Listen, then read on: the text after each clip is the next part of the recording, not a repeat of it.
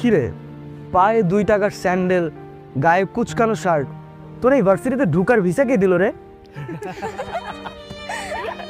তোরা এভাবে কেন বলতেছিস? আরে শুনি না, তুই থাকোস কই? আমার বাসা ভাই পাশের বস্তিতে। তুই শালা এমন একটা চিজ যে কিনা আমাদের ভার্সিটির পরিবেশটাই নষ্ট করে ফেলতেছিস।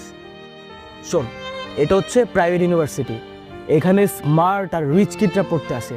আর তোর মতো আবুল ইউনিভার্সিটিতে চান্স কেমনে পাইলি?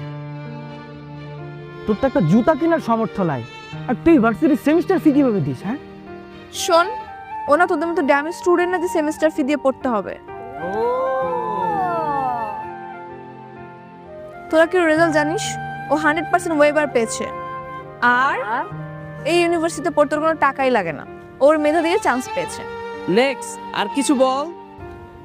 নেক্সট আমি বলতেছি, ওদের মতন স্টুডেন্টদের জন্য না আমাদের ভার্সিটিটা একদম পুরো গুলিস্তানের বাস স্ট্যান্ডের মতন হয়ে গেছে। তোদের জন্য না এই ভার্সিটি না, তোরা না পাবনায় চলে যা, ওইটাই পারফেক্ট। আই, তুই কি বলতেছিস সেগুলো? কাউকে রেসপেক্ট করতে পারিস না? এখানে রেসপেক্টের কি আছে? তোর ড্রেস আপ দেখছিস, ওর জন্য এই পরিবেশটাই নষ্ট হয়ে গেছে। স্টপ। রাইসুল, তুই সামনে আগাও, আমি আসছি, কথা আছে। তোদের কি মাথায় সমস্যা? একটা মানুষকে এভাবে কেউ ইনসাল্ট করে?